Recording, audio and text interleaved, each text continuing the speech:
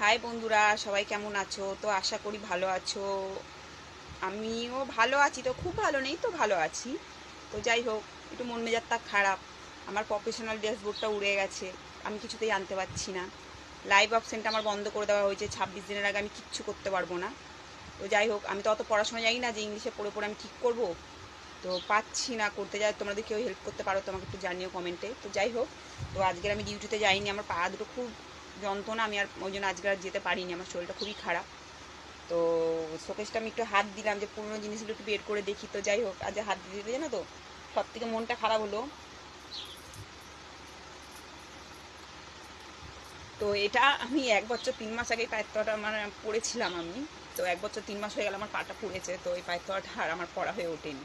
তো হাত দিয়ে দেখলাম যে এই যে পায়ের তলাটা আমি আজকে পেয়েছি। আর পা যেদিন পুড়ে যায় সেদিনও পর্যন্ত আমার এই পায়ের আংটিটা পরা ছিল পায়ে।